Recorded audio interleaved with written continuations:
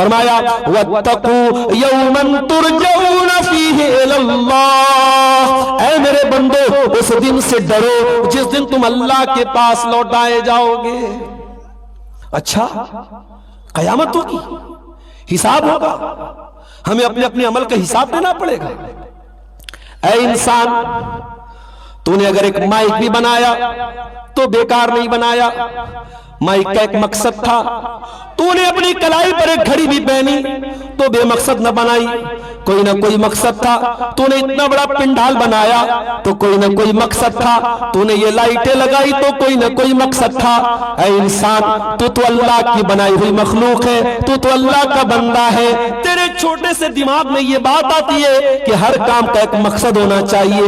اے انسان، اگر تجھ کو یہ لگتا ہے دنیا ایسے ہی چلے گی، قیامت نہیں آئے گی، حساب و کتاب نہیں آئے گا، تو اس کا مطلب تو یہ بلیم کر رہا ہے، تو یہ دعویٰ کر رہا ہے، تو یہ الزام لگا رہا ہے کہ اللہ تعالیٰ تو کھلواڑ کر رہا ہے۔ اللہ نے اتنی بڑی کائنات بنائی، زمین بنائی، آسمان بنایا، اور اللہ تعالیٰ بندوں کو چھوڑ بھی دے کے رکھا ہے کہ وہ جو چاہے عمل کرے، اور پھر اللہ حساب بھی نہیں لے گا۔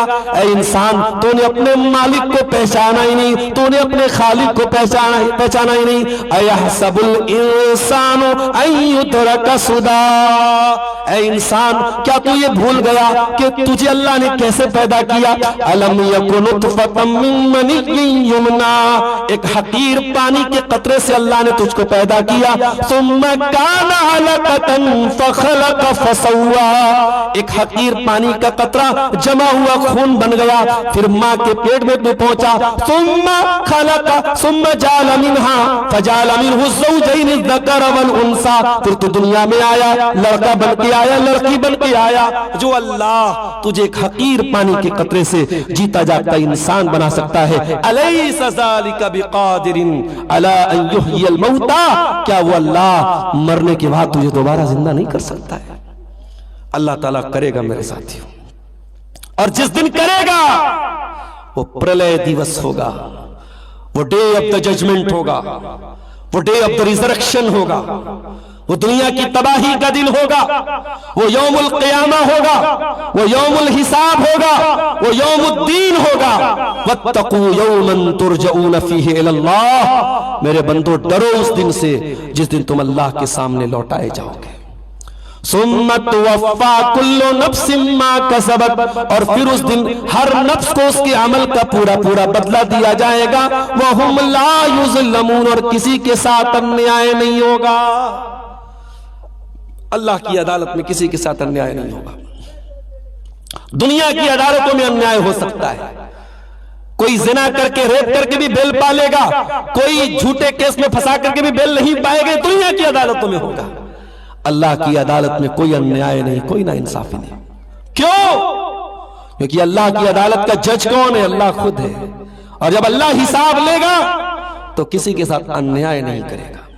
وَنَضَعُ الْمَوَازِينَ الْقِسْطَ لِيَوْمِ الْقِيَامَةِ، ہم قیامت کے دن انصاف کا ترازو رکھیں گے۔ فَلَا تُظْلَمُ نَفْسٌ شَيْئًا، اور قیامت کے دن کسی کے ساتھ انیائے نہیں ہوگا۔ وَإِن كَانَ مِثْقَالَ حَبَّةٍ مِّنْ خَرْدَلٍ أَتَيْنَا بِهَا، ایک رائی کے دانے کے برابر بھی تم نے کوئی عمل کیا ہوگا وہ سامنے آ جائے گا۔ وَكَفَىٰ بِنَا حَاسِبِينَ، اور اے میرے بندو جب ہم حساب لیں گے تو پورا پورا لیں گے۔ اللہ حساب لے گا تو رائی کے دانے کے برابر بھی حساب لے گا۔ اسی لیے قرآن جب یہ کہتا ہے کہ اپنے مومن بندوں کا اللہ آسان حساب لے گا، تو حضرت عائشہ نے پوچھا تھا اللہ کے پیارے رسول صلی اللہ علیہ وسلم سے کہ اے اللہ کے نبی آسان حساب کا کیا مطلب ہے؟ اللہ کے نبی نے فرمایا کہ اے عائشہ، آسان حساب کا مطلب یہ ہے انما ذالک العرض، آسان حساب کا مطلب یہ ہے کہ اللہ کے سامنے بندے کا نام اعمال آئے اور اللہ تعالیٰ نظر انداز کر دے، اللہ تعالیٰ اس کی جانچ پڑتال نہ کرے، اس کی تفتیش نہ کرے، ایک ایک چیز کی تحقیق نہ کرے، یہ آسان حساب ہے۔ وَمَن نُوقِشَ هَلَكَ، اور جس کی اللہ تعالیٰ پڑتال کرے گا، جس کی جانچ کرے گا وہ تو ہلاک ہو جائے گا۔ میرے پیارے ساتھیوں، اسی لیے ہمیں دعا کرنی چاہیے، اللہم حاسبنی حسابا یسیرا، اے اللہ ہمارا قیامت کے دن تو آسان حساب لینا، ہمارے گناہوں کو نظر انداز کر دینا، اے اللہ ہمارے اعمال کی جانچ مت کرنا۔ میرے بھائیوں، اس دن سے ہمیں اور آپ کو ڈرنا چاہیے، اور اس دن سے اگر ڈرنا ہے تو ہمیں پھر اسلام کے ان اصولوں اور قوانین پر عمل کرنا ہوگا۔ ہمیں اپنے آپ کو جہنم میں جانے والی چیزوں سے بچانا ہوگا۔ اب آئیے ذرا جہنم میں لے کے جانے والی کچھ چیزوں، جہنم سے بچانے والی کچھ چیزوں کا ذکر میں آپ کے سامنے کرتا ہوں۔ وہ کون سی چیزیں ہیں جو ہمیں جہنم کی آگ سے بچائیں گے؟ اس میں سب سے پہلی چیز میرے بھائیوں توحید ہے۔ جب تک ہم اپنی توحید کو مضبوط نہیں کریں گے، ہم لا الہ الا اللہ پر مرتے دم تک قائم نہیں رہیں گے، ہم توحید پر قائم نہیں رہیں گے، تب تک ہم جہنم کی آگ سے نہیں بچ سکتے۔ من قال لا الہ الا اللہ خالصا من قبل نفسہ دخل الجنہ، اللہ کے نبی فرماتے ہیں جو لا الہ الا اللہ دل کے اخلاص کے ساتھ کہے گا وہ جنت میں داخل ہوگا۔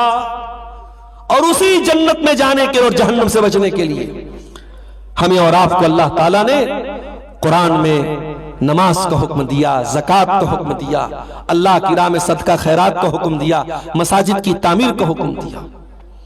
آج کا یہ پروگرام بھی مسجد کی تعمیر کے لیے ہے، اور آپ حضرات میں سے جن لوگوں نے اس مسجد کی تعمیر میں حصہ لیا ہے، انشاءاللہ یہ آپ کا تعاون اور اللہ کی مسجد میں آپ کا یوگدان، یہ بھی آپ کو جہنم سے بچانے کا اور جنت میں داخلے کا ایک ذریعہ بنے گا۔ اللہ قرآن میں کہتا ہے انما یامر مساجد اللہ من آمن باللہ والیوم الآخر، اللہ کی مسجدوں کو وہی لوگ بناتے ہیں، وہی لوگ آباد کرتے ہیں جو اللہ کے اوپر ایمان رکھتے ہیں، جو قیامت کے دن کے اوپر ایمان رکھتے ہیں۔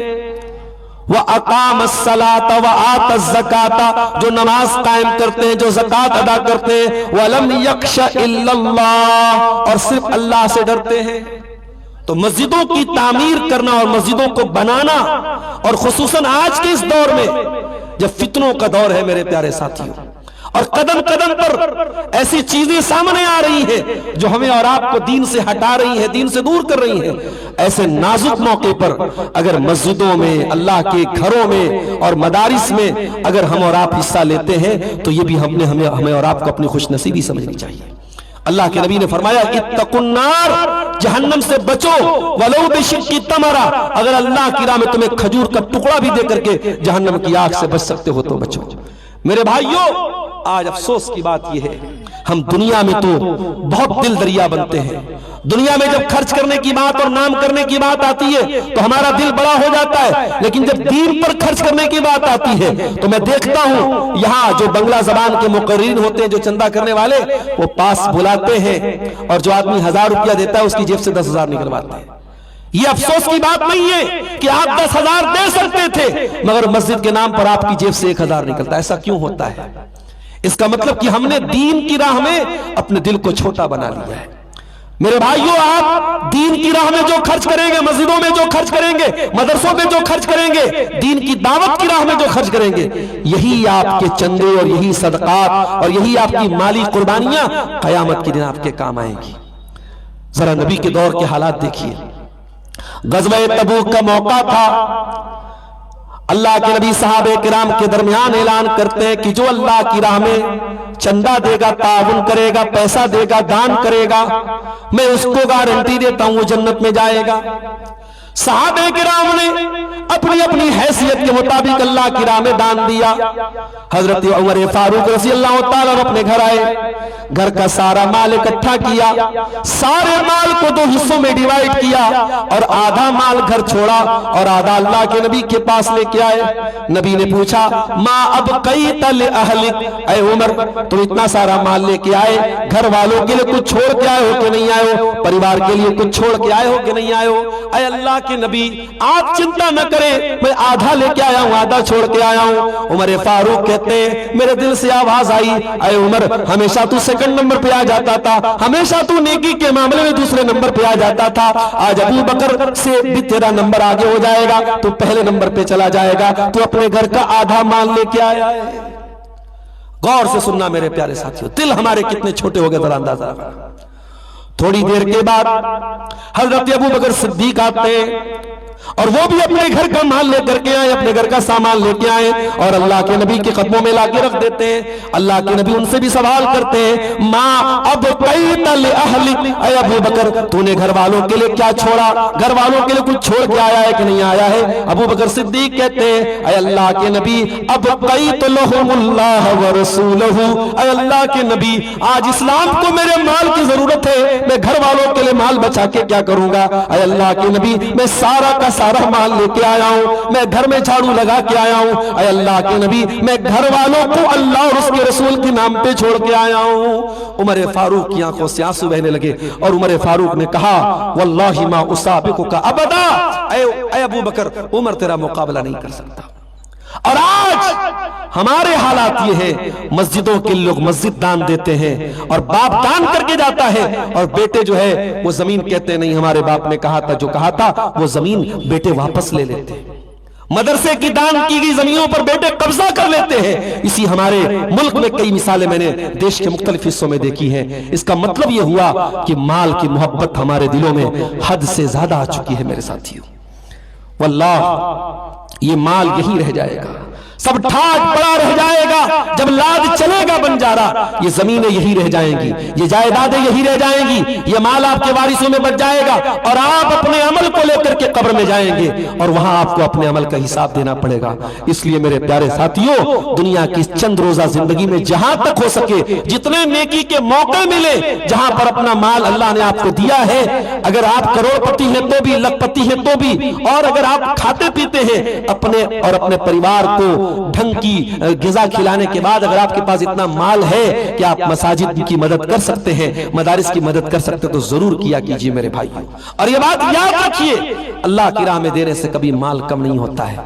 और ये मिसाल अगर कुरान बयान कर रहा है और अल्लाह के नबी अगर कहते हैं कि दो फरिश्ते होते हैं, एक फरिश्ता दुआ करता है, अल्लाहुम्मा आते मुनफिकन खलफा, ऐ अल्लाह जो तेरी राह में खर्च कर रहा है उसको और ज्यादा दे, और दूसरा फरिश्ता बद्दुआ करता है, अल्लाहुम्मा आते मुमसिकन तलफा, ऐ अल्लाह जो तेरी राह में नहीं दे रहा है, कंजूसी कर रहा है, अल्लाह उसके माल को बर्बाद कर दे। ये बात अगर नबी ने कही थी तो 100% सही कही थी, 100% सही कही थी, और आज भी उसकी मिसालें मौजूद हैं। अभी हमारे यूपी के एक साहब का फोन आया मेरे पास, मदरसा चलाते, वो गोरखपुर के इलाके में मदरसा चलाते, मुझसे फोन पर रोने लगे, भर्राई हुई आवाज में कहने लगे, मौलाना डॉक्टर मूसा साहब 5000 नगद 5000 बाकी, दुआ की दरखास्त। डॉक्टर मूसा साहब 5000 नगद 5000 बाकी, दुआ की दरखास्त। डॉक्टर मूसा साहब की तरफ से ये 5000 रुपये नगद आए हैं और 5000 उन्होंने बाद में देने का वादा किया है। अल्लाह ताला डॉक्टर साहब के इस चंदे को कबूल फरमाए और उनकी नजात का जरिया बनाए। मैं अर्ज ये कर रहा था कि गोरखपुर की सरजमीन से एक फोन आया, एक मौलाना साहब का फोन है, मदरसा चलाते हैं। उन्होंने किसी डोनर के बारे में बताया कि वो डोनर पूरे मदरसे को चंदा देता था, और आज भी आपके सीमांचल में बहुत सारी मस्जिदें ऐसी मिल जाएंगी जो कुवैत के, दुबई के, सऊदी के किसी एक आदमी ने पूरी मस्जिद बनवा दी।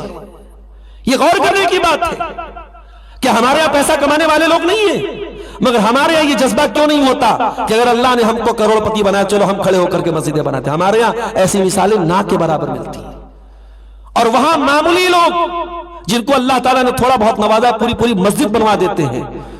लेकिन आज भी दुनिया में अच्छे भी लोग हैं, बुरे भी लोग हैं। मैं दोनों की मिसाल आपको दे रहा हूं। उन्होंने बताया गोरखपुर के मौलाना ने कि हमारे मदरसे में एक आदमी डोनर था, चंदा देता था, और उसके चंदे से माशाल्लाह मदरसे के सारे बच्चे खाना खाते थे, उनके राशन का इंतजाम हो जाता था। कहा कि उनका इंतकाल हो गया, जो सेठ जी थे, जो शेख साहब थे, और बच्चे जो थे वो बड़े नालायक निकले, उन्होंने मना कर दिया कि नहीं हम नहीं देंगे, और मदरसे का बड़ा मसला हो गया और बड़ी मुश्किल से मदरसा चल रहा है। एक मिसाल ये हमारे सामने आई। दूसरी मिसाल, जिंदा मिसाल आज के दौर की, उसी सऊदी अरब की धरती पर एक और मैं आपको देता हूं। अलबैक कंपनी का नाम आपने सुना होगा। जो लोग हज करने गए, उमरा करने गए हैं, अलबैक एक बहुत बड़ा ब्रांड है अरब में, और तकरीबन सऊदी अरब के हर शहर में उसका रेस्टोरेंट है। और चिकन को वो लोग, मुर्गा जो आपके शेरशाह आबादी में तो मुर्गा एक ही टाइप का बनता है, उसमें ढेर सारा तेल डाल दो, झोल डाल दो, मसाला डाल दो, मौलवी साहब देसी मुर्गा अच्छे। ارے بھائی میں کبھی کبھی کہتا ہوں کہ یوٹیوب موبائل موجود ہے، اپنے گھر کی عورتوں کو تھوڑا ریسیپیوں سے بھی بتاؤ، تھوڑا نئے نئے طریقے سے بھی مرغا بناؤ۔ ابھی احمد آباد میں گیا، وہاں آپ کے کشن گنج کے نوجوان لڑکے سب ہوٹل میں کام کرتے ہیں، وہ کھانا بنا رہے ہیں، انہوں نے ہم کو بتایا مولانا ہم لوگ کشن گنج کے، اور بہترین انہوں نے مرغا بنایا، کئی طریقے کا آئٹم بنایا۔ آپ کے یہاں ماشاءاللہ ایک ہی طریقے کا، میں اس مرغے کا نام رکھ دیا میں نے شیر شاہ وادی، جھول والا مرغا، خوب ڈھیر سارا جھول بھر دیتے ہیں اس میں۔ تو یہ بڑی عجیب بات ہے بھائی۔ تو آپ لوگ کبھی اگر حج کرنے جائیں، اللہ سب کو حج کی ایک بار توفیق دے دے انشاءاللہ، آمین۔ تو آپ وہاں جائیں گے عمرہ کرنے، حج کرنے، تو ایک برانڈ آپ کو ملے گا البیک۔ اب انڈیا میں بھی اس کی کاپی آ گئی ہے، مگر اوریجنل وہی ہے البیک۔ تو البیک میں آپ کو ایک مرغا ملے گا، پورا ایک مرغے کا اس کا لیگ پیس رہتا ہے، سینہ وغیرہ رہتا ہے، اس کو بروست بولتے ہیں، بروست۔ اس میں مسالہ وغیرہ ڈال کے اس کو بناتے ہیں، وہ ایک بروست آپ کھا لیں گے چٹنی کے ساتھ، آپ کا پیٹ بھر جائے گا۔ مدینہ میں لوگ بہت شوق سے کھاتے ہیں، لائن لگی رہتی ہے وہاں۔ تو البیک کمپنی کی جب شروعات ہوئی، اس کے مالک نے جب شروعات کی، تو اس زمانے میں جب شروعات ہوئی تو وہ 2 ریال کا بکتا تھا، 2 ریال کا وہ ایک بروست بکتا تھا، اور اس کے مالک نے یہ طے کر رکھا تھا کہ ہم جو ہے اس میں سے 1 ریال اپنے اوپر خرچ کریں گے، 1 ریال ہم اللہ کی راہ میں دیں گے، مسجدوں میں دیں گے، مدرسوں میں دیں گے۔ یہ اس نے اصول بنا لیا، اور کمپنی چل گئی، اللہ نے بڑی برکت دی۔ وہ ریاض سے شروع ہوا، ریاض میں کھلا، جدہ میں کھلا، القصیم میں کھلا، مدینہ میں کھلا، مکہ میں کھلا، ملک کے مختلف علاقوں میں اس کی برانچ کھل گئی۔ اس کے بعد البیک کمپنی کے مالک کا انتقال ہو گیا، مہنگائی کے حساب سے قیمت بھی بڑھ گئی، اور 2 ریال والا بروست 4 ریال کا ملنے لگا۔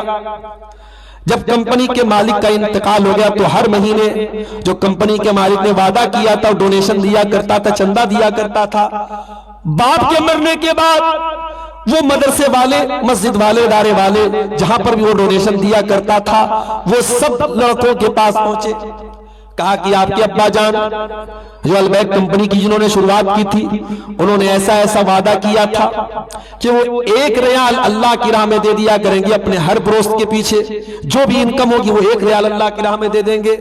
تو اب آپ کے والد کا انتقال ہو گیا ہے، والد تو مرتے دم تک 1 ریال دیتے رہے، اب آپ لوگوں کا کیا کہنا ہے؟ بیٹوں نے پوچھا کہ میرے باپ نے کہیں لکھ دیا تھا، کہیں لکھ کر کے دیا ہے آپ لوگوں کو کہ ہم ایسا دیں گے؟ ان لوگوں نے کہا نہیں، کہیں لکھت تو کوئی ہمارے پاس کوئی لکھت طور پہ تو کوئی ثبوت نہیں ہے، لیکن ہاں شروع سے آپ کے والد کا یہ طریقہ رہا ہے۔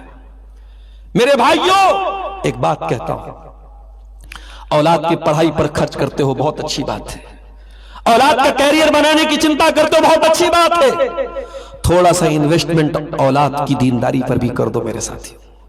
میں نے دن میں عورتوں سے بھی کہا تھا 24 گھنٹے میں 1 گھنٹہ اپنے بچوں کی تربیت کے لیے بھی نکال دو میری ماں اور بہنوں، کیا پتا وہ 1 گھنٹہ کام آ جائے آپ کے بچوں کے۔ تربیت کا اثر دیکھو میرے پیارے ساتھی، آج کے دور کے بچے، باپ اگر اللہ کی راہ میں چندہ دیتا ہے بچے انکار کر جاتے ہیں، باپ کی چندہ کی ہوئی، دان کی ہوئی، وقف کی ہوئی زمین پہ قبضہ کر لیتے ہیں۔ مگر البیک کمپنی کے مالک، میں مجھے نام یاد نہیں ہے، اس کے بیٹوں نے کہا اگر ہمارا باپ ہر بروز کی کمائی میں 1 ریال اللہ کی راہ میں دیتا تھا ہمیں کوئی اعتراض نہیں ہے، حالانکہ کوئی لکھت پروف بھی نہیں ہے، کوئی تحریری ثبوت بھی نہیں ہے، لیکن ہم کو معلوم ہے کہ ہمارا باپ ایسا کرتا تھا اور اسی باپ نے ہماری تربیت کی ہے۔ وہ ادارے والوں، وہ مسجد والوں، وہ مدرسے والوں، ہم تم سے وعدہ کرتے ہیں ہمارا باپ تو 1 ریال دیا کرتا تھا، ہم 2 ریال اللہ کی راہ میں دیا کریں گے ہر بروز کی کمائی کے پیچھے۔ آپ آج سے تم لکھ لو، میرے باپ نے تو لکھ کے نہیں دیا تھا، ہم لکھ کے دے رہے کہ تم 2 ریال اللہ کی راہ میں لے لیا کر۔ اللہ اکبر۔ اور وہاں سے 2 ریال شروع ہو گیا، اور الحمدللہ کمپنی آج بھی ترقی کر رہی ہے اور آگے بڑھ رہی ہے۔ میرے پیارے ساتھیوں یہ اللہ کا وعدہ ہے، مگر افسوس اسی بات کا ہے کہ ہم مال کی اور دنیا کی محبت میں اتنے اندھے ہو چکے ہیں کہ آج ہم دنیا کی محبت میں آخرت کے لیے ہم کوئی قربانی دینا، آج حکومت کی طرف سے اوقاف کے لیے جو قانون آیا وہ تو بعد میں آیا ہے، پہلے ہم اپنے گریبانوں میں جھانکیں۔ آج وقف کی ہوئی زمینوں پر مسلمانوں کی کتنی جگہوں پر مسلمانوں نے خود قبضہ کر کے بیٹھے ہوئے ہیں، وہ قبرستان کی زمین ہے، عیدگاہ کی زمین ہے، مساجد کی زمین ہے، اور لوگوں نے اس پر ناجائز قبضہ کر کے لوگ بیٹھے ہوئے ہیں۔ میرے پیارے ساتھیوں ہمیں یہ بات یاد رکھنی چاہیے، یہ زمینیں، یہ جائیدادیں سب یہیں رہ جائیں گی، سب ٹھاٹ پڑا رہ جائے گا، جب لاد چلے گا بنجارا۔ اللہ اللہ کیا جائے گا تو ہمارا عمل جائے گا۔ اللہ کے نبی فرماتے ہیں جب انسان کا انتقال ہوتا ہے تو تین چیزیں اس کے پیچھے پیچھے ہوتی ہیں، اہلہ و مالہ و عملہ۔ انسان کے گھر والے ہوتے ہیں، انسان کا مال ہوتا ہے اور انسان کا عمل ہوتا ہے۔ مال تو جیسے ہی انسان مر جاتا ہے فوراً رشتہ ناتا توڑ دیتا ہے، مال تو دوسروں کا ہو جاتا ہے۔ اہل و عیال جو ہوتے ہیں، گھر والے جو ہوتے ہیں، تھوڑا ساتھ نبھاتے ہیں، جنازہ تیار کرتے ہیں، کفناتے ہیں، دفناتے ہیں، قبر میں ڈالتے ہیں، مٹی دیتے ہیں، چلے جاتے ہیں۔ لیکن تیسری جو چیز ہے عمل، وہ انسان کے ساتھ رہتا ہے، یہاں بھی ساتھ رہے گا اور وہاں بھی ساتھ رہے گا۔ میرے پیارے ساتھیوں، اس لیے میں انہی دونوں آیتوں کی روشنی میں آپ سے اپیل کر رہا ہوں کہ آپ اپنے عمل کے اعتبار سے بھی مسلمان بنیے، اپنے اخلاق کے اعتبار سے بھی مسلمان بنیے۔ صرف گفتار کے غازی ہم نہ بنے، کردار کے غازی بنے۔ ہم اپنے اخلاق میں بھی اسلام کو فالو کریں، اپنے شادی بیاہ میں بھی اسلام کو فالو کریں، وراثت کے احکام میں بھی اسلام کو فالو کریں، لین دین کے معاملے میں بھی اسلام کو فالو کریں۔ ہم اپنے مدارس کو مضبوط کریں، اپنی مساجد میں ہم دل کھول کے تعاون کریں، اپنے علماء پر ہم دل کھول کر کے ان کا تعاون کریں، دینی کاموں میں ان کی مدد کریں، ان کی راہ میں رکاوٹ نہ بنے۔ اور یہ بات یاد رکھیں، جب تک یہ مساجد ہیں، یہ مدارس ہیں، یہ دین کے قلعے ہیں، انشاءاللہ یہ دین قائم رہے گا، یہ دین باقی رہے گا۔ اس دین کی حفاظت کا ذریعہ اللہ تعالیٰ نے انہی مساجد اور مدارس کو بنایا ہے۔ میرے پیارے ساتھیوں، نبی اکرم کی ایک حدیث سنا کے بعد ختم کرتا ہوں۔ ہمارے مولانا نے اپیل بھی کی ہے کہ آخر میں آپ تھوڑا سا لوگوں سے چندے کی اپیل بھی کر لیں۔ بہت سارے لوگ جا بھی چکے ہیں، لیکن جو موجود ہیں ان سے میری اپیل ہے کہ آپ جاتے جاتے اس مسجد کے لیے اپنا تعاون اور اپنا چندہ ضرور دے کر کے جائیں گے۔ اللہ کے نبی نے فرمایا کہ اللہ تعالیٰ اس دین کو ضرور غالب کرے گا۔ بِعِزِّ عَزِیزٍ وَبِذُلِّ ذَلِیلٍ، کوئی عزت والا عزت پائے گا اور کوئی ذلیل ہونے والا ذلیل ہو جائے گا، مگر یہ اسلام غالب ہو کر کے رہے گا۔ ہر کچے اور پکے مکان میں یہ دین داخل ہوگا۔ اس دین، یہ اللہ کا دین ہے میرے پیارے ساتھیوں، یہ دین پہنچے گا اور اللہ تعالیٰ تمام ادیان پر اس دین کو غالب کرے گا۔ شرط یہ ہے کہ ہم اس دین کے ساتھ اپنا رشتہ مضبوط کریں، اللہ پر اپنا توکل مضبوط کریں۔ اللہ سے دعا ہے رب العالمین ہمیں اپنے دین پر چلنے کی توفیق عطا فرمائے۔ رب العالمین ہمیں دیندار بنائے، صحیح معنوں میں دیندار بنائے، دین پر چلنے والا بنائے، دینی اداروں اور مساجد سے جڑنے والا بنا دے۔ جو ہم میں سے بیمار ہے اللہ ان کو شفائے کاملہ عاجلہ عطا فرمائے، جو روزگار سے پریشان ہے اللہ ان کے کاروبار میں برکت نصیب فرمائے۔ جو بھائی ہمارے ابھی تک اس مسجد میں انہوں نے تعاون نہیں پیش کیا ہے، میری ان سے اپیل ہے، یہ مسجد کے تعمیر کے لیے اور اس کی چھت کو تیار کرنے کے متعلق یہ جلسہ ہوا ہے، آپ حضرات آگے بڑھیں اور اس میں ضرور شرکت کریں۔ شیخ جمال اللیل ندوی حفظہ اللہ کا بھی فون آیا اور بھی ذمہ داروں کی طرف سے بھی فون آیا اور اس تاریخ پر اتفاق ہوا اور آج کا یہ پروگرام منعقد ہوا۔ اور چونکہ یہ چھٹی کا ٹائم تھا، عام طور سے ٹاپو کے علاقے میں دوسرے پروگراموں میں میں پہلے سے بہت کم پہنچتا ہوں، یا تو بالکل تاخیر سے پروگرام کے وقت پہنچ پاتا ہوں، لیکن آج تھوڑا پہلے پہنچا۔ خواتین کا پروگرام بھی میں نے دیکھا، بڑا اچھا لگا۔ سیمانچل کے جلسوں میں جو چیز اصلاح کے قابل ہے، وہ بہت اہم چیز یہ ہے کہ خواتین اور مردوں کا جو اختلاط ہوتا ہے جلسوں میں، اس پر انکش لگنا چاہیے، اس پر رکاوٹ لگنی چاہیے۔ اور میں اس معاملے میں ٹاپو کے اس علاقے کے علماء کو مبارکباد دیتا ہوں کہ انہوں نے پہل کی اور اس طریقے کا ایک نظام اور سسٹم بنایا کہ جو مردوں کا پروگرام ہوتا ہے اس میں خواتین کی آمد نہیں ہوتی اور خواتین کے پروگراموں میں مردوں کی آمد نہیں ہوتی، اور بڑے سکون کے ساتھ یہ دونوں طریقے کے پروگرام ہوتے ہیں اور کامیاب ہیں الحمدللہ۔ مجھ سے پہلے آپ نے بنگلہ زبان کے بڑے مشٹی زبان اور مشٹی بھاشا کے وقتہ، بہت ہی شیریں زبان اور بہت ایک زمانے سے وہ اس علاقے کو اور بنگال کے بیلٹ کو سنبھالے ہوئے ہیں، جلسوں کو سنبھالے ہوئے ہیں، ہم سب کے بڑے محترم ہیں شیخ بدر الدجا ندوی حفظہ اللہ۔ ان کا خطاب آپ نے سنا، دن میں بھی انہوں نے مجھے معلوم ہوا کافی لمبا خطاب انہوں نے کیا۔ اللہ شیخ کی عمر میں برکت عطا فرمائے اور شیخ سے ہم سب کو استفادہ کی توفیق دے۔ مجھے جو عنوان ملا ہے، جو پروگرام کے پوسٹر پہ بھی شاید شائع کیا گیا ہے، وہ عنوان ہے دور حاضر کے، عصر حاضر کے تقاضے۔ ہر دور کے کچھ نہ کچھ تقاضے ہوتے ہیں، اور جو لوگ زمانے کے تقاضوں کو نہ سمجھیں وہ زمانے کی دوڑ میں پیچھے رہ جاتے ہیں۔ یہ دنیا بڑی بے رحم ہے، یہ دنیا رکنے والوں کو یاد نہیں رکھتی، یہ دنیا دوڑنے والوں کو یاد رکھتی ہے۔ شاعر کہتا ہے کہ دوڑو کہ چال زمانہ قیامت کی چل گیا۔ زمانہ آج بہت ترقی پر ہے، ہمارا بھارت دیش بھی بہت ترقی پر ہے، ہمارا دیش چاند پر پہنچ گیا، دنیا کے بڑے بڑے ممالک کی اگوائی ہمارا دیش کر رہا ہے۔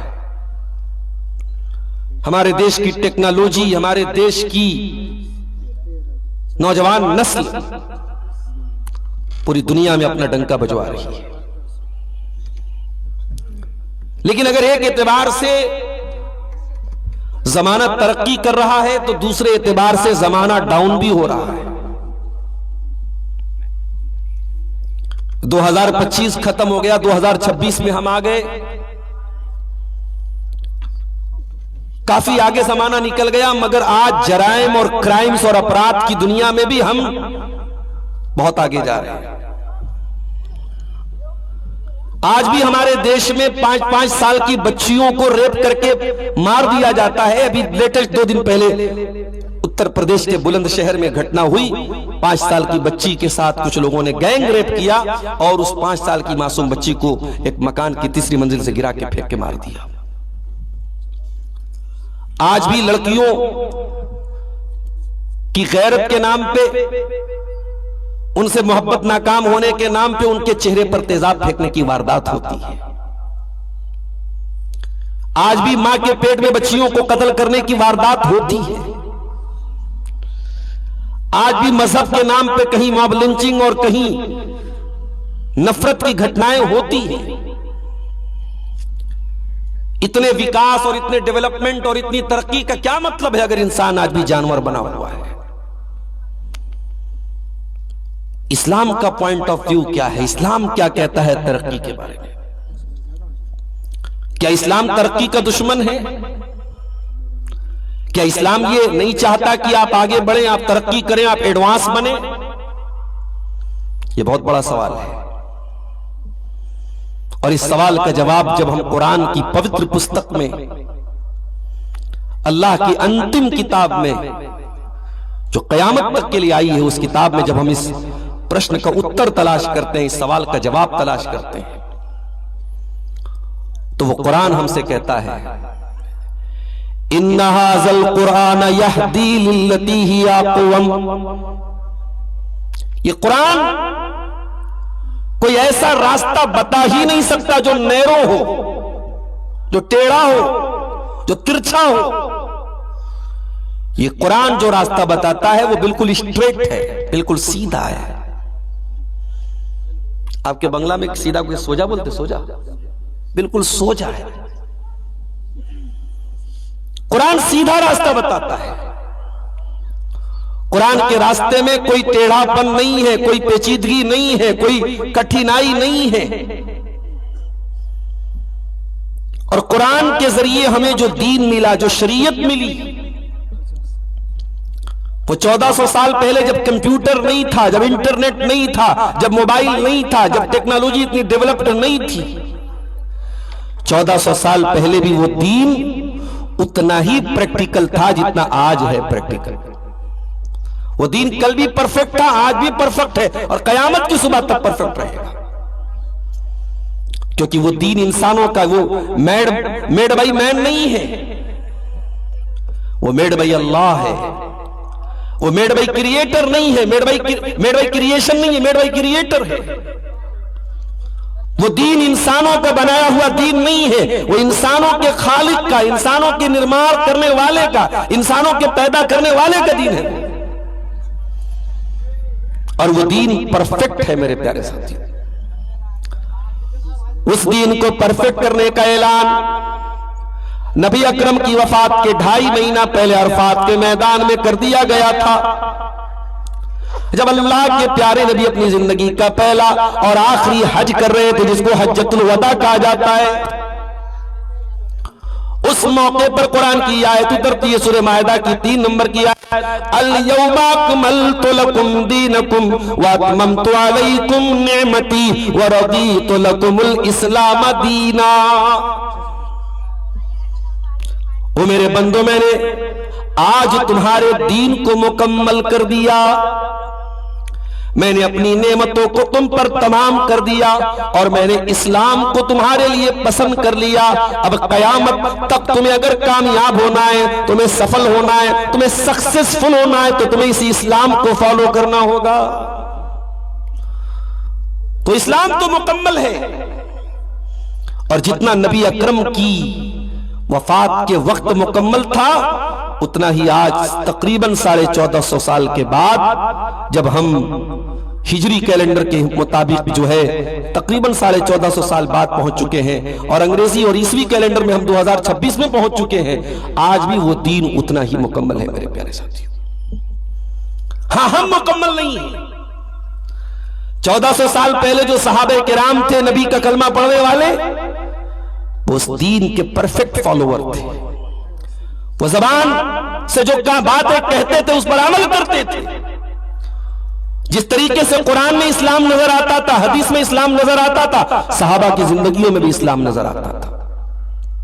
ہمارا معاملہ الٹا ہو گیا، ہمارا اسلام قرآن میں تو ہے، ہمارا اسلام حدیث میں تو ہے، ہماری زندگیوں میں ہمارا اسلام نہیں ہے، بلکہ ہم نے تو اسلام کے مقابلے میں پیرلل ایک نیا دین گڑھ لیا، ہم نے ایک نیا دین بنا دیا، اور اس دین کا نام ہے رسم، اس دین کا نام ہے رواج، اس دین کا نام ہے ٹریڈیشن، اس دین کا نام ہے ہمارے یہاں ایسا ہوتا ہے۔ اسلام کہتا ہے باپ مر جائے بیٹی کی وراثت میں حق ہوگا، للرجال نصیب مما ترک الوالدان والاقربون وللنساء نصیب مما ترک الوالدان والاقربون مما قل منه او کثر نصیبا مفروضا۔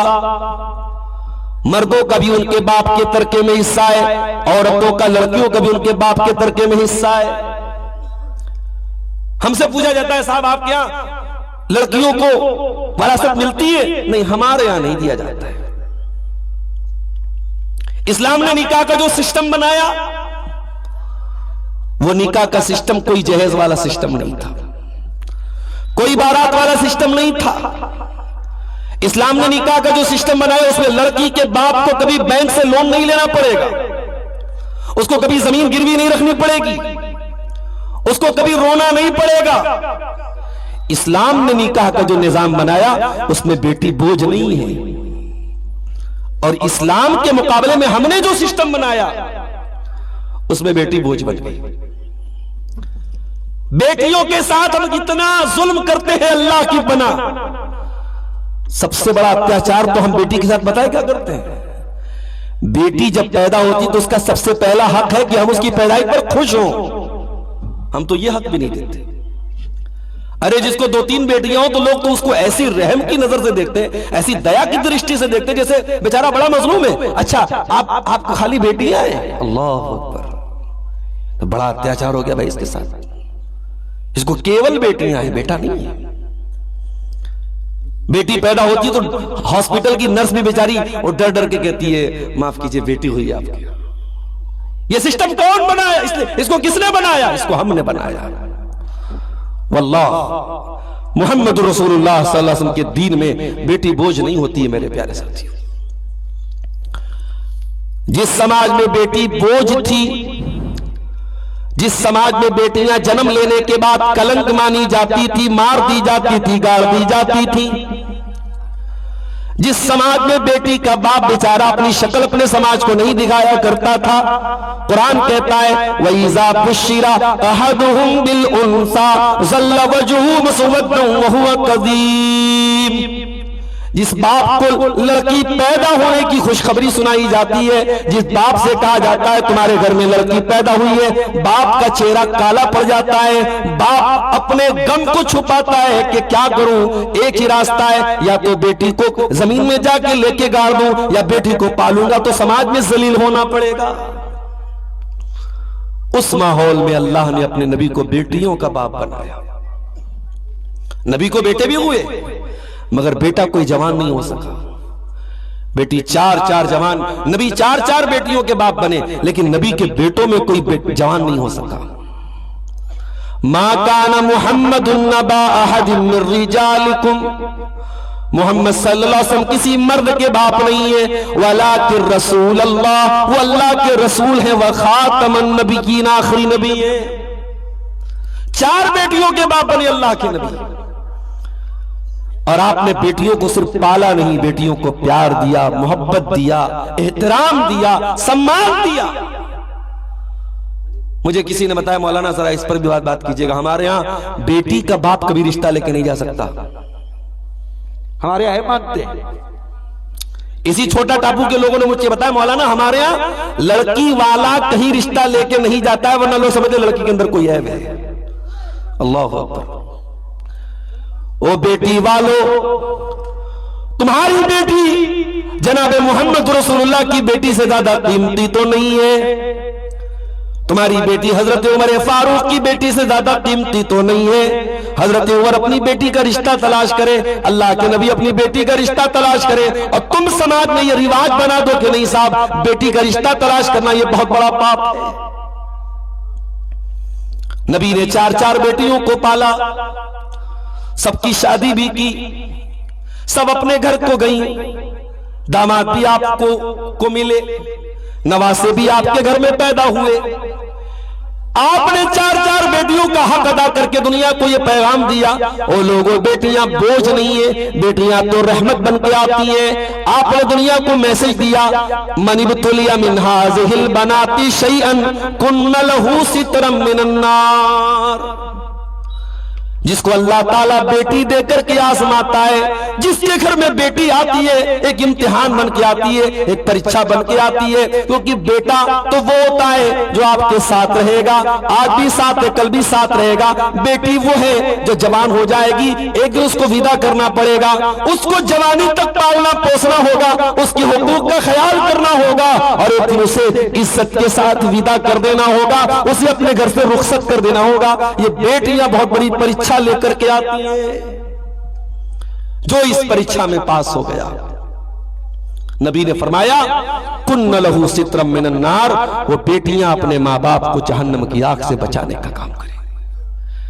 جب بیٹا ہوتا ہے تو ہم خوش ہوتے ہیں، کسی نے بڑا اچھا جملہ کہا کہ جب بیٹا ہوتا ہے تو ہم خوش ہوتے ہیں، اور جب بیٹی ہوتی ہے تو اللہ ہم سے خوش ہوتا ہے۔ ہم نے تو الٹا کر دیا میرے بھائی، ہم نے بیٹی کو بوجھ بنا دیا۔ جس کے گھر میں بیٹی ہے، 4 بیٹیاں ہیں، غریب آدمی جا کے پوچھو اس کا بڑھاپا جوانی نہیں آ جاتا ہے، اس کے ماتھے پر چنتا کی لکیریں صاف نظر آ جاتی ہیں۔ اور آپ نے سماج کا سسٹم کیا بنا کے رکھا ہے؟ لڑکی خوبصورت ہے تو پہلے ہی رشتہ آ جائے گا، اور اسی سماج میں یہاں تک میں نے لوگوں کے منہ سے سنا ہے کہ لڑکی کو تو وہ پڑھاتا ہے جس کی لڑکی تھوڑی نیمل ہو، تھوڑی 19 ہو، تھوڑی شکل و صورت میں کم ہو، وہ لڑکی کو پڑھا۔ ہم کیوں پڑھائیں گے؟ ہماری لڑکی تو خوبصورت ہے۔ یہ بنات کے ادارے ان لڑکیوں کے لیے کھلے ہیں جو لڑکیاں کمزور ہیں، حسن و جمال میں پیچھے ہیں، جس کی لڑکی خوبصورت ہے اسے مدرسے میں پڑھانے کی ضرورت نہیں ہے۔ یہ آپ کی سوچ ہے، یہ 2026 میں آپ کی سوچ ہے، اور اسی سوچ کا نتیجہ ہے کہ آج ہم مزدور ہیں تو اپنے بیٹوں کو بھی ہم مزدور بنا کے بیٹھے ہیں۔ اتنی بڑی برادری ہے شیر صاحبادی کی برادری، اللہ نے بڑی خوبیوں سے نوازا ہے آپ کی برادری کو، مگر آج بھی آپ غور کریں تعلیم کے میدان میں پیچھے ہونے کا نتیجہ کیا ہے؟ باپ مزدور تو بیٹا بھی مزدور۔ کہیں رواج ہے جے پور بھیجنے کا تو چلو بھائی بیٹا 10 سال کا وہ جاؤ بھائی جے پور چلے جاؤ۔ کہیں رواج ہے ممبئی بھیجنے کا، بیٹا جہاں 10-12 سال کا وہ پڑھائی چھڑا دو، اسکول اور مدرسے سے نکالو، جاؤ بھائی میں کما رہا ہوں، مہینے کا 20,000 تم بھی 20,000 روپیہ مہینہ کماؤ۔ یعنی ہماری سوچ اس کے آگے نہیں جا رہی ہے۔ ہم مزدور تو اپنے بیٹے کو بھی ہم مزدور ہی بنائیں گے. ہم سے یہ نہیں ہو سکتا کہ ہم تھوڑا قربانی دے کے اپنے کچھ بچوں کو ڈاکٹر بھی بنا دیں. ہماری قوم کو ڈاکٹروں کی بڑی ضرورت ہے. لاک ڈاؤن میں ہم نے محسوس کیا مسلمانوں کے علاقوں میں ہاسپٹلوں کی کتنی کمی ہے. لاک ڈاؤن میں جب بنارس جیسے شہروں میں مذہب کے بنیاد پر بھید بھاؤ ہوا تب مسلمانوں کو محسوس ہوا کہ نہیں, ہماری قوم میں کچھ ڈاکٹر بھی ہونے چاہیے, کچھ ہاسپٹلز بھی ہونے چاہیے. ایسے نازک موقع پر ہمیں یاد آیا. ہم کب جاگیں گے میرے پیارے ساتھیوں؟ تو زمانے کا تقاضا یہ ہے کہ زمانے سے قدم ملا کر کے چلا جائے میرے ساتھیوں. لیکن ہاں, اس کو اسلام کو گنوا کر کے, اسلام کو چھوڑ کر کے آپ کو زمانے سے قدم نہیں ملانا ہے. ترقی کرنا ہے مگر دین کی قیمت پہ نہیں کرنا ہے, ایمان کی قیمت پہ نہیں کرنا ہے. آج بہت سارے نوجوان بچے اپنے گاؤں سے جب پردیس کمانے جاتے ہیں, چاہے آپ کے سیمانچل کے بچے ہوں, چاہے ہمارے بنارس کے بچے ہوں, کاروباری حالت ہر جگہ خراب ہوئی ہے. جب وہ پردیس میں جاتے ہیں تو ایسا بھی ہوتا ہے, بلکہ زیادہ تر ایسا ہوتا ہے, وہ بچے جب وہاں کمانے جاتے ہیں تو ایک ہی دھن سوار ہوتی ہے کہ ہم کو کمانا ہے.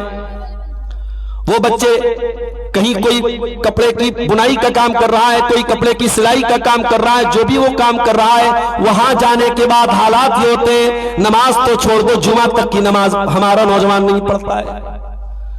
ابھی آپ کسی گاؤں کے صاحب نے بتایا کہ ممبئی میں کچھ نوجوان اسی ٹاپو کے علاقے کے وہاں جا کے کام کرتے ہیں اور سینکڑوں کی تعداد میں ہیں, اور جمعہ تک وہ نہیں پڑھتے تھے. بڑی مشکل سے سمجھایا گیا تو جمعہ شروع ہوا. میرے پیارے ساتھیوں, ہم دین چھوڑ کر کے ترقی کریں, یہ ترقی نہیں ہے. امام مالک کا جملہ یاد رکھو. امام مالک نے بڑی پیاری بات کہی تھی. کیا کہا تھا؟ لَن يَصْلُ آخِرُ هَذِهِ الْأُمَّةِ إِلَّا بِمَا صَلَحَ بِهِ أَوَّلُهَا. اس امت میں بعد میں آنے والے لوگ کامیاب نہیں ہو سکتے مگر اسی فارمولے سے جس فارمولے سے پہلے کے لوگ کامیاب ہوئے. آج بھی ہمیں اگر ترقی کرنا ہے تو کوئی نیا فارمولا نہیں آئے گا, وہی فارمولا ہوگا جس کو صحابہ لے کر کے زمانے میں جس کو ترقی کی صحابہ نے. اور صحابہ نے کیسی ترقی کی؟ اللہ اکبر. آج دنیا میں یونائٹڈ نیشن میں اصول بنتے ہیں, قاعدے بنتے ہیں, قانون بنتے ہیں, اور امریکہ اپنی طاقت کا استعمال کر کے سارے قانون کو دو ٹکڑے میں پھاڑ دیتا ہے. جس ملک پر چاہتا ہے حملہ کر دیتا ہے. راتوں رات اس ملک کے راشٹرپتی کو گرفتار کر کے پوری دنیا میں نمائش کرتا ہے. دنیا کا میڈیا چپ, دنیا کی عدالتیں چپ, دنیا کے حقوق انسانی کی بات کرنے والے سارے ادارے چپ. تو اصول تو ایک ہی ہے دنیا کا, جس کی لاٹھی اس کی بھینس. 1400 سال پہلے صحابہ کرام نے کیا اصول بنایا؟ صحابہ کرام نے یہ اصول نہیں بنایا جس کی لاٹھی اس کی بھینس. اللہ اکبر. دنیا کے سپر پاور جیسے آج کے زمانے میں امریکہ ہے, چائنا ہے, روس ہے, اس زمانے میں 2 سپر پاور تھے. ایک ایران کی حکومت تھی جس کو پرشین امپائر کہا جاتا تھا, ایک روم کی حکومت تھی جس کو رومن امپائر کہا جاتا تھا, ایک کا نام کسرا تھا, ایک کا نام قیصر تھا. یہ دنیا کے 2 سپر پاورز تھے. اور مسلمان عرب کی دھرتی سے اٹھے تھے. بہت سول سوسائٹی نہیں تھی, بہت پڑھے لکھے لوگ نہیں تھے. بکریاں چرانے والے, اونٹ پالنے والے, اونٹ کا گوشت کھانے والے, اونٹ کا دودھ پینے والے, ریگستان میں رہنے والے, پانی کی کمی تھی. بہت سول سوسائٹی نہیں تھی. مسلمان وہاں سے اٹھے اور دنیا کی بڑی بڑی طاقتوں کی آنکھوں میں آنکھیں ڈال کے کھڑے ہو گئے. جب مسلمانوں نے ایران پر حملہ کیا, ایران کے بادشاہ نے اپنے کمانڈر رستم کو بھیجا. رستم آیا, رستم نے مسلمانوں کو پیغام بھیجا کہ میں تم سے نیگوٹیٹ کرنا چاہتا ہوں, تم سے کمیونیکیشن کرنا چاہتا ہوں, بات کرنا چاہتا ہوں, کسی کو بھیجو. تو صحابہ کرام میں ایک صحابی تھے, ان کا نام تھا ربیعی ابن عامر رضی اللہ تعالیٰ عنہ. حضرت ربیعی ابن عامر آئے مسلمانوں کی طرف سے کمیونیکیشن کرنے کے لیے, بات چیت کرنے کے لیے. وہ آئے سولجر کے ڈریس میں, فوجی لباس میں, پھٹا پرانا کپڑا تھا, تلوار لگی ہوئی تھی ان کے کپڑے میں, ہاتھوں میں نیزہ لیے ہوئے تھے. اور رستم نے اپنے دربار کو بڑا سجایا تھا, کارپیٹ بچھایا تھا, اور بڑے بڑے جھومر لگوائے تھے کہ وہ آئے گا مسلمان, جو سپاہی آئے گا ہمارے دربار کی رونق دیکھ کر کے چکا چوندھ ہو جائے گی اس کی آنکھیں. جب حضرت ربیع ابن عامر رضی اللہ تعالیٰ عنہ اپنے گھوڑے سے اترے، اپنے نیزے کو لٹکایا انہوں نے اور اس قیمتی قالین کو اپنے نیزے کی نوک سے چبوتے ہوئے سامنے رستم کے سامنے جا کر کے کھڑے ہو گئے۔ نہ دربار کو دیکھا، نہ دربار کی چکا چوک کو دیکھا، نہ دربار کے جھومر کو دیکھا، نہ اس قیمتی کارپیٹ کو دیکھا۔ رستم تو آئے باعث آئے، رستم کو سمجھ میں نہیں آ رہا تھا کہ کون سی مخلوق آگے بھائی، ہمارا تخت و تاج، ہمارے دربار کی یہ جھومر، ہمارا یہ قیمتی کارپیٹ، اس کا کوئی اثر نہیں اس کے اوپر، یہ نیزہ لے کے تلوار لے کے چلا رہا ہے۔ اس نے کہا ما جاء بکم من البدوی، اے مسلمانوں کے سولجر، تم عرب کا دیہات چھوڑ کے، عرب کا صحرا چھوڑ کے دنیا کی سپر پاور سے، ایران سے لڑنے چلے آئے ہو، کیا مقصد ہے تمہارا، کیا پرپس ہے تمہارا؟ حضرت ربیع ابن عامر رضی اللہ تعالیٰ نے 3 سینٹنس میں جواب دیا، 3 لفظوں میں جواب دیا۔ کہا کہ اے رستم، اے ایرانی فوج کے کمانڈر، کان کھول کر کے سن لے، جئنا لنخرج العباد من عبادت العباد الى عبادت اللہ۔ اے رستم، ہم حکومت کرنے کے لیے نہیں آئے، ہم ملکوں پر قبضہ کرنے کے لیے نہیں آئے، ہم کسی بادشاہ کو ذلیل کرنے کے لیے نہیں آئے، کسی حکومت کے سربراہ کو ذلیل اور قید کرنے کے لیے نہیں آئے۔ ہم کیوں آئے ہیں؟ جئنا لنخرج العباد من عبادت العباد الى عبادت اللہ، ہم بندوں کی غلامی سے نکال کر اللہ کا بندہ بنانے کے لیے دنیا کو آئے ہیں۔ ومن ضیق الدنیا الى سعۃ الاخرہ، ہم دنیا کی تنگیوں سے نکال کر آخرت کی طرف لے کے جانے کے لیے، آخرت کی کشادگی کی طرف لے کے جانے کے لیے آئے ہیں۔ وَمِن جَوْرِ الْأَدْيَانِ إِلَىٰ عَدْلِ الْإِسْلَامِ، دنیا میں انسانوں کے بنائے ہوئے مذہبوں نے بڑا اتیاچار کیا تھا، بڑا ظلم کیا تھا مانوتا کے اوپر، ہم انسانیت کو اس ظلم و ستم سے آزاد کر کے اسلام کی شانتی کی چھتر و چھایا میں لانے کے لیے آئے ہیں۔ اللہ اکبر، یہ تھا اسلام کا مقصد، یہ تھا ہمارا دنیا میں آنے کا مقصد۔ آج اس دیش میں ہمارے حالات جو ہیں ہم دیکھ رہے ہیں، لیکن میں ایک بات بولتا ہوں میرے بھائیوں، جب تک آپ زمانے کی ریکوائرمنٹ نہیں بنو گے، جب تک زمانے کی ضرورت نہیں بنو گے، زمانہ یوں ہی تمہیں پیستا رہے گا۔ اپنے آپ کو اتنا ٹیلنٹڈ بناؤ، اتنا قابل بناؤ کہ تم اے پی جے عبد الکلام بن جاؤ اور اس ملک کے راشٹرپتی کا عہدہ تمہیں دیا جائے۔ تم ریکوائرمنٹ بنو اس دیش کی، اس ملک کی، دنیا تمہارے قدموں کو چومے گی میرے پیارے ساتھی۔ اور یہ سب کچھ تم اسلام پر عمل کر کے بھی کر سکتے ہو میرے ساتھیو، اسلام کو چھوڑنے کی ضرورت نہیں ہے۔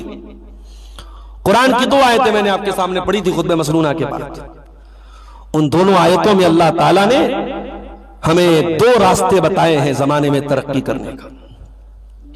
پہلی آیت میں نے پڑھی تھی قرآن کے 2 پارے کی سورہ بقرہ کی، یا ایھا الذین آمنوا ادخلوا فی السلم کافہ، اے ایمان والو اسلام میں پورے کے پورے داخل ہو جاؤ۔ اے اللہ، تو ہی تو کہہ رہا ہے ایمان والے، تو ہی تو کہہ رہا ہے یا ایھا الذین آمنوا، اے وہ لوگوں جو ایمان لائے ہو۔ اے اللہ، کیا ایمان لانے کے بعد ہم پورے مسلمان نہیں ہیں؟ فرمایا نہیں، ہو سکتا ہے کہ تم ایمان کا دعویٰ تو کر رہے ہو لیکن ابھی تم اسلام میں پورے کے پورے داخل نہیں ہوئے ہو سکتا ہے تم نماز میں تو اسلام پر چلنے والے ہو لیکن شادی بیاہ میں تم اپنے گاؤں کے، اپنے علاقے کے، اپنی برادری کے اور اپنے یہاں کے ٹریڈیشن پہ چلنے والے بن جاؤ۔ ادخلوا فی السلم کافہ، اے ایمان والو تم اسلام میں پورے کے پورے داخل ہو جاؤ۔ بڑا مشکل ہے رسم و رواج کو توڑنا، رسم و رواج کی بیڑیوں کو توڑنا بڑا مشکل کام ہے۔ نبی اکرم کے دور میں ایک رواج تھا، ایڈاپٹڈ سن کو لوگ سگا بیٹا مانتے۔ ایڈاپٹڈ مطلب سمجھتے؟ منہ بولا بیٹا، جس بچے کو لوگ گود لیتے تھے اس کو سگا بیٹا مانتے تھے۔ اللہ کے نبی صلی اللہ علیہ وسلم نے حضرت زید کو منہ بولا بیٹا بنایا تھا۔ وہ حضرت زید غلام بن کے آئے تھے اور اللہ کے نبی کی سرپرستی میں آئے تھے، آپ نے باپ بن کے ان کو پالا تھا۔ دنیا کی نظر میں زید اللہ کے رسول کے بیٹے بن گئے، لیکن اسلام کی نظر میں بچے کو پال لینے سے یا گود لے لینے سے وہ بچہ آپ کا سگا بیٹا نہیں بن جائے گا۔ یہ اسلام کا قانون، اسلام کا نیم ہے یہ۔ تو وہ بیٹا جو متبنہ ہو، جو منہ بولا بیٹا ہو، جو اڈاپٹڈ ہو، وہ بیٹا سگا بیٹا نہیں ہوگا۔ اب بڑے غور سے سننا میرے بھائی، زید کی شادی ہوتی ہے حضرت زینب سے، جو اللہ کے نبی کی پھوپھی کی بیٹی تھی۔ زینب نبی کی پھوپھی کی بیٹی تھی، ان کی شادی زید کے ساتھ ہوئی، اور یہ شادی خود اللہ کے رسول نے آگے بڑھ کے کرائی تھی۔ شادی تو ہو گئی لیکن شادی سکسیس نہیں ہوئی۔ پتہ یہ چلا کہ میاں بیوی کے اسٹیٹس میں جب بہت زیادہ فرق ہوگا تو شادی ڈس بیلنس ہو جائے گی۔ اس لیے اگر آپ بہت پیسے والے ہیں تو بہت غریب گھر میں شادی جائز تو ہے، شریعت کے اعتبار سے منع نہیں ہے، لیکن اگر ڈس بیلنس ہوگا تو رشتوں کا چلنا مشکل ہو جائے گا۔ شادی دو پریواروں کا رشتہ ہوتا ہے۔ کبھی کبھی میاں بیوی تو آپس میں سمجھ لیں گے، پریواروں میں بڑا جھنجٹ لگا رہتا ہے۔ اس لیے جب شادی کی جائے تو یہ دیکھا جائے کہ ہم اپنے لیول، جو ہمارا لیونگ اسٹیٹس ہے، جو لائف اسٹائل ہے، جو ہمارا زندگی گزارنے کا معیار ہے، اس سے بہت اونچے یا بہت نیچے گھر میں اگر ہم شادی کریں گے تو ڈس بیلنس ہو جائے گا۔ یہ حکمت کا ایک تقاضا ہے، شرعاً جائز ہے، شرعاً کوئی بھی مسلمان دوسری مسلمان عورت سے شادی کر سکتا ہے۔ زید کی شادی حضرت زینب سے ہوئی۔ حضرت زید کی شادی سکسیس نہیں ہوئی، کیونکہ زید اگرچہ غلام نہیں تھے، بہت اچھے قبیلے کے تھے، مگر عرب میں وہ غلام بن کے، ڈاکوؤں نے پکڑ لیا تھا، غلام بن گئے تھے وہ۔ تو عرب میں ایک رواج تھا کہ جو غلام ہے اس کو وہ عزت نہیں ملتی تھی جو آزاد کو ملتی تھی۔ تو زینب رضی اللہ تعالیٰ عنہ سے زید کی رشتہ داری زیادہ چل نہیں پائی، شادی چل نہیں پائی۔ حضرت زید اللہ کے نبی کے پاس آئے، اے اللہ کے نبی، میں زینب کے ساتھ نہیں رہ سکتا، میں طلاق دینا چاہتا ہوں۔ اللہ نے اپنے نبی کو پہلے ہی بتا دیا تھا، اے میرے نبی، زینب کی شادی زید کے ساتھ سکسیس نہیں ہوگی، اور زید اپنی بیوی زینب کو طلاق دیں گے، اور طلاق کے بعد جب عدت گزر جائے گی تو اے اللہ کے رسول آپ زینب سے نکاح کریں گے، تاکہ اس رسم کو توڑا جائے جو سماج میں پھیل چکی ہے کہ منہ بولا بیٹا سگا بیٹا ہوتا ہے۔ اس رسم کو توڑنا آپ کو توڑنا ہوگا، اور آپ کو زینب سے نکاح کرنا پڑے گا۔ یہ اللہ کی طرف سے بتا دیا گیا تھا اللہ کے نبی کو۔ اللہ کے نبی اندر ہی اندر ڈر رہے تھے کہ اگر میں نے زینب سے شادی کر لی تو سماج تو بڑا تانا دے گا، کیونکہ سماج کی نظر میں تو زینب میری بہو ہے، بہو سے کون شادی کر سکتا ہے، تو سماج کو میں کیا جواب دوں گا۔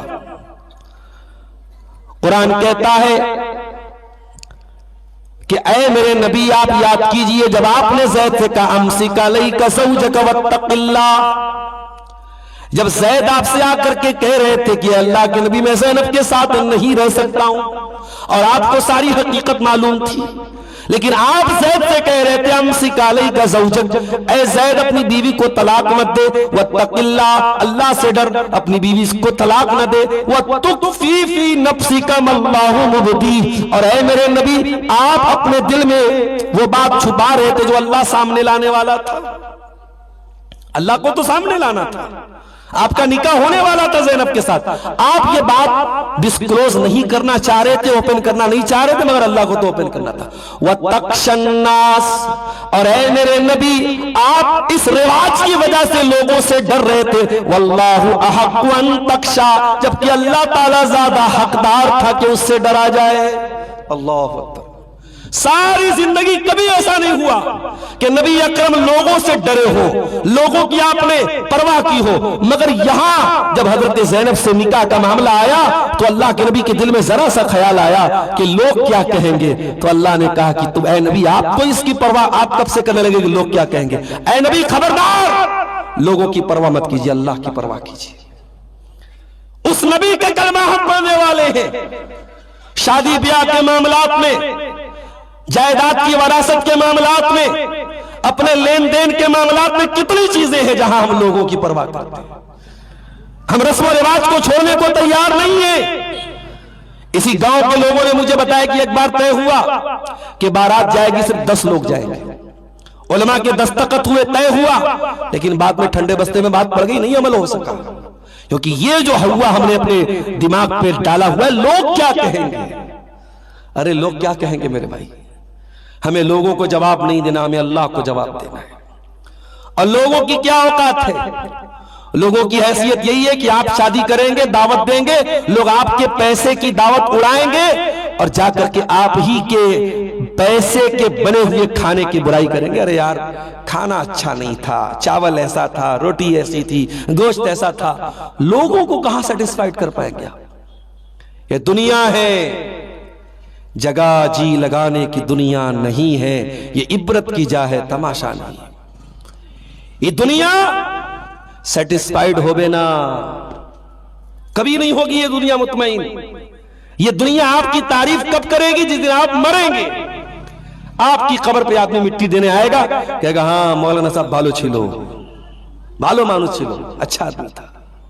یہ سننے کے لیے آپ کو مرنا پڑے گا۔ دنیا میں آپ اچھے سے اچھا کام کریں گے، کچھ لوگ تعریف کریں گے، مگر ٹانگ پکڑ کے کھینچنے والے ہزاروں کی تعداد میں ہوں گے۔ اس لیے اللہ کے پیارے نبی کی بہت پیاری حدیث آپ کو سنا رہا ہوں، بڑے غور سے سنیے گا۔ حضرت امیر معاویہ رضی اللہ تعالیٰ عنہ نے حضرت عائشہ کو خط لکھا، کہا امی عائشہ مجھے کوئی نصیحت کر دیجیے۔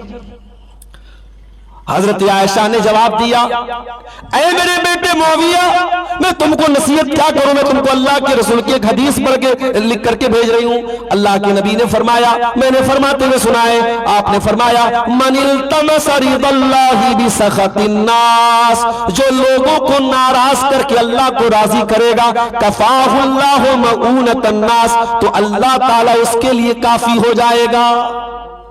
اگر آپ لوگوں کو ناراض کر کے اللہ کو راضی کر لیں تو اللہ آپ کے لیے کافی ہو جائے گا۔ وَمَنِ الْتَمَسَ رِضَى النَّاسِ بِسَخَطِ اللَّهِ، اور جو اللہ کو ناراض کر کے دنیا کو خوش کرنے کی کوشش کرے گا، وَقَلَهُ اللَّهُ إِلَى النَّاسِ، تو دنیا تو خوش ہو جائے گی مگر اللہ تعالیٰ خوش نہیں ہوگا، اللہ تعالیٰ آپ کو لوگوں کے حوالے کر دے گا۔ اور ماں اور باپ کے مرنے کے بعد تو بڑا دان کر رہا ہے ان کی طرف سے، ان کی طرف سے قربانی کرنا چاہیے کہ نہیں، حج کرنا چاہیے کہ نہیں، ہر مسئلہ پوچھ رہا ہے۔ اگر آپ کے والد نے اپنی بہن کو ترکے میں حصہ نہیں دیا، آپ کی پھوپھی کو، یعنی آپ کے والد نے، آپ کے ابو نے اگر اپنی بہن کو حق نہیں دیا تو آپ کے لیے لازم ہے کہ آپ وہ حق دے دیں تاکہ آپ کے والد کی قبر میں پیٹ لگ سکے، ان کو قبر میں عذاب نہ ہو۔ یہ فرض ہے آپ کے لیے۔ وہ عقیقہ کرنا فرض نہیں ہے، وہ والد کی طرف سے مسجدوں میں دان دینا فرض نہیں ہے، مگر یہ چیز فرض ہے میرے پیارے ساتھی، مگر ہم نہیں دیتے۔ ہم نماز میں پورے کے پورے مسلمان ہیں، لیکن لین دین کے معاملے میں، شادی بیاہ کے معاملے میں ہم پورے کے پورے مسلمان نہیں ہیں۔ اسی لیے قرآن کریم میں اللہ کہتا ہے یہودیوں کے بارے میں، اَفَتُؤْمِنُونَ بِبَعْضِ الْكِتَابِ وَتَكْفُرُونَ بِبَعْضٍ، اے یہودیو تم نے اللہ کی کتاب کے 2 ٹکڑے کر دیے، جو تمہارے من کی اچھا کے مطابق تھا تم نے لے لیا، جو تمہارے من کی اچھا کے خلاف تھا تم نے چھوڑ دیا، تو تم اللہ کی کتاب کے ایک حصے پر ایمان رکھتے ہو اور ایک حصے پر تم ایمان نہیں رکھتے ہو۔ اے یہودیو کان کھول کے سن لو، فَمَا جَزَاءُ مَن يَفْعَلُ ذَلِكَ مِنكُمْ إِلَّا خِزْيٌ فِي الْحَيَاةِ الدُّنْيَا، دنیا میں ذلیل ہو جاؤ گے تم۔ جو اللہ کی شریعت کا بٹوارا کرے گا، جو اللہ کی شریعت کے معاملے میں چوزی بن جائے گا، جو اس کی اچھا کے مطابق ہوگا وہ لے لے گا، جو اچھا کے خلاف ہوگا وہ چھوڑ دے گا، اللہ کا وعدہ ہے وہ دنیا میں ذلیل ہوگا، اور آج ہم ذلیل ہو رہے ہیں میرے پیارے ساتھی۔ تو اسلام میں پورے کے پورے داخل ہو جاؤ میرے ساتھیوں۔ وَلَا تَتَّبِعُوا خُطُوَاتِ الشَّيْطَانِ، اور شیطان کے پیچھے نہ چلو۔ شیطان تو پہلے دن سے تمہارے باپ آدم کا دشمن رہا ہے، شیطان نے تو پہلے دن سے اللہ سے کہا تھا کہ اے اللہ فبما اغویتنی لاقعدن لهم صراطک المستقیم، اے اللہ میں وعدہ کرتا ہوں تیرے بندوں کو گمراہ کروں گا، تیری صراط مستقیم پر بیٹھ جاؤں گا، تیری سیدھی راہ میں بیٹھ جاؤں گا، ثم لآتینہم من بین ایدیہم ومن خلفہم وعن ایمانہم وعن شمائلہم، تیرے بندوں کو دائیں سے بہکاؤں گا، بائیں سے بہکاؤں گا، اے اللہ تیرے بندوں کو آگے سے بہکاؤں گا، تیرے بندوں کو پیچھے سے بہکاؤں گا۔ آگے سے بہکانے کا کیا مطلب ہے؟ علماء نے لکھا اس آیت کی تفسیر میں، شیطان آگے سے بہکائے گا مطلب یہ ہے شیطان آپ کو دنیا کے جھنجٹ میں پھنسا دے گا، دنیا کے فتنے میں اتنا پڑ جاؤ گے کہ آخرت کو بھول جاؤ گے، کیونکہ آخرت آگے آنے والی ہے نا، تو آخرت کو تم بھول کر کے دنیا میں لگ جاؤ گے۔ اور پیچھے سے بہکائے گا مطلب دنیا کے جالوں میں آپ کو پھنسا دے گا، دنیا دار بن جاؤ گے تم، گناہوں کو سجا کر کے پیش کرے گا، تم کو زنا اچھا لگے گا، تم کو شراب اچھی لگے گی، تم کو رشوت اچھی لگے گی، تم کو حرام کمائی اچھی لگے گی، تم کو بینک کی ایف ڈی سے منع کیا جائے گا، تمہیں لگے گا اس میں کیا غلط ہے، تمہیں سود سے منع کیا جائے گا، تمہیں لگے گا اس میں کیا غلط ہے۔ علماء کہیں گے یہ حرام ہے، یہ سود حرام ہے، یہ انٹرسٹ حرام ہے، یہ بینک میں ایف ڈی کرانا حرام ہے، یہ کریڈٹ کارڈ کا استعمال کرنا جائز نہیں ہے، تمہیں لگے گا اس میں کیا حرج ہے۔ علماء کہیں گے فائننس پر موبائل مت لو، غلط ہے، یہ انٹرسٹ دینا پڑے گا، تمہیں لگے گا اس میں کیا غلط ہے، میرے پاس 10,000 میں 1,00,000 کا موبائل لے رہا ہوں، کیا غلط، میں قسط بھر دوں گا۔ اور جس مہینے تم ٹائم سے قسط نہیں بھرو گے اور پر ڈے تم کو 1,000 روپے جو انٹرسٹ دینا پڑے گا، تب تمہیں یاد آئے گا کہ ہاں علماء نے کہا تھا حرام ہے۔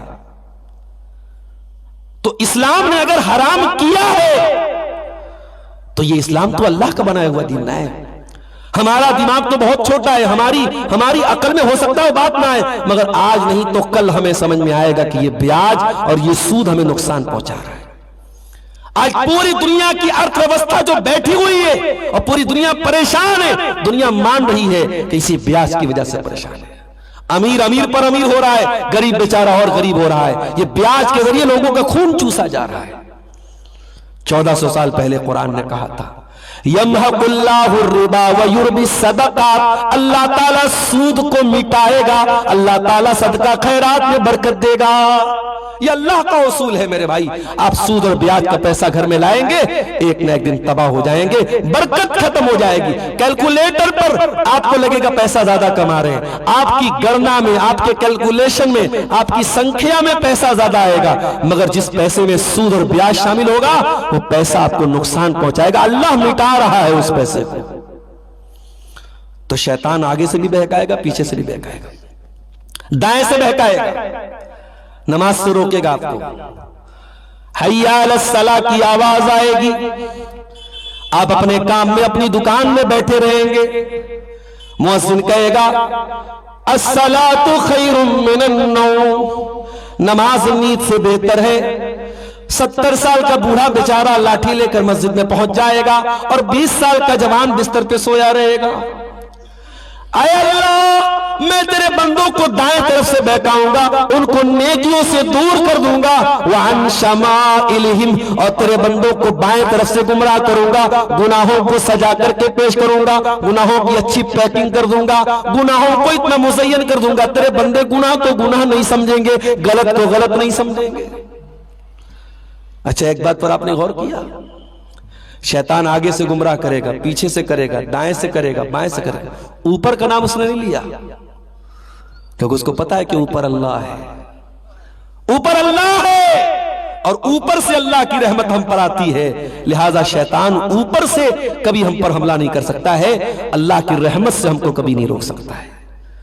تو شیطان پہلے دن سے یہ وعدہ کر کے بیٹھا ہے، اسی لئے جب اللہ کہتا ہے اسلام میں پورے کے پورے داخل ہو جاؤ تو اللہ یہ بھی کہتا ہے وَلَا تَتَّبِعُوا خُطُوَاتِ الشَّيْطَانِ، میرے بندو تم شیطان کے نقش قدم پہ نہ چلو، تم شیطان کے فٹ اسٹیپس پر نہ چلو، تم شیطان کے قدموں کے نشان پر نہ چلو۔